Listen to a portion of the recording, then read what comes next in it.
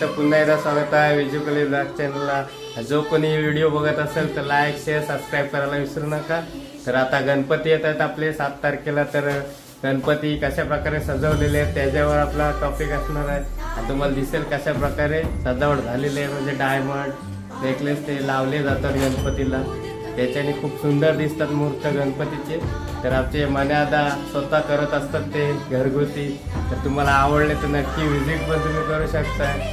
आणि आमच्या कोल्हेवाड्यात हा एकच घर आहे जिथं सजावटीचं काम होतं, म्हणजे दोन्ही कोल्हेवाड्यात मन्यादाकडं तुम्ही कॉन्टॅक्ट करू शकता। मी डिस्क्रिप्शनला लिंक वगैरे देईन खाली, तर कॉन्टॅक्ट करू शकता। तर पर्सनली मला तुम्ही मेसेज केला तरी मी म्हणजे कॉन्टॅक्ट वगैरे सेंड करू शकतो गाईज।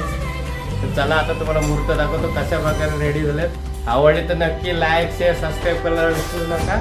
तर भेटूया मूर्त। हाय गाईज, तर पहिली मूर्त मी तुम्हाला दाखवत आहे। अशा प्रकारे सजावट झालेली, ते आफ्टर बिफोर टाकू नाही शकलो कारण का सणात सण होते, गोविंदा होती, तर त्यामुळं वेळ मिळाला नाही।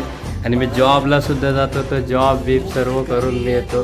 तर अशा प्रकारे सजावट झालेली आहे, बघू शकते तुम्ही। सुंदर अशी मूर्त, नक्कीच आवडली तर विजिट करू शकता। आणि ही सेकंड मूर्त आहे, म्हणजे दुसरी जी सजावट झालेली आहे, बघू शकता। मोराविराचे पीस लावलेले आहेत वरती, तुम्हाला दिसत असतील तुऱ्याला। मुकुट गणपतीचा अशा प्रकारे डायमंड मोती वगैरे लावलेले आहेत,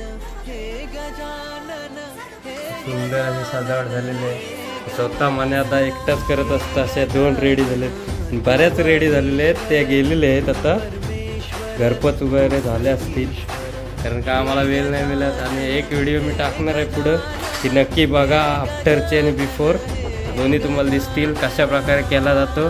तर भेटूया नेक्स्ट ब्लॉगला। तर व्हिडिओ आवडले असेल तर लाईक शेअर सबस्क्राईब करा। भेटूया नेक्स्ट ब्लॉगला। Take care, bye bye.